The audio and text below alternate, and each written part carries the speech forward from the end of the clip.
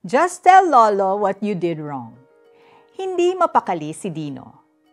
Nadiskubre na kaya ni Lolo Piping ang sirang aquarium cleaner? Aaminin ba ni Dino na siya ang nakasira nito? Paano kung pagalitan siya ng lolo niya? Naalala niya ang turo ng parents niya. Natutuwa raw ang Diyos sa taong tapat.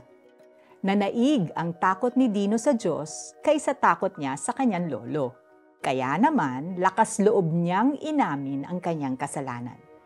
Laking gulat naman ni Dino na hindi panenermon o pagkokondena ang naghihintay sa kanya, kundi isang lolong mahabagin.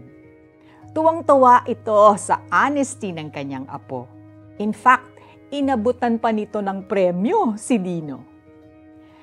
Kadalasan, kapag nagkakasala tayo, hindi natural sa atin ang umamin kaagad. If we can get away with it or if we can hide it, kagaya ni Adan at Eva na nagtago sa Diyos, o kaya naman tulad ng iba na deny until you die. Aware ba tayo na lalo tayong napapalayo sa Diyos when we do that? Lalo tuloy tayong napapahamak. The Bible says na nabibigyan ng kasiyahan ng Panginoon kapag tayo ay nagsisisi, nagpapakumbaba, at umaamin sa ating pagkakasala. Nalulugod siya kagaya na lamang ng tuwa ni Lolo Piping kay Dino. Huwag tayong matakot na humarap sa Panginoon kapag tayo ay nagkasala. There is also no such thing as wrong timing. Lagi siyang handang makinig, umunawa, gumabay, at magpatawad.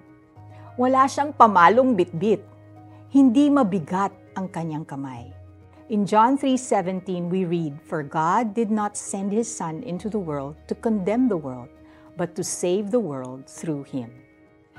Patakbong umuwi ang umingiting Dino na may bit-bit na premyo. "Saan galing yang hawak mo?" tanong ng kapatid niya.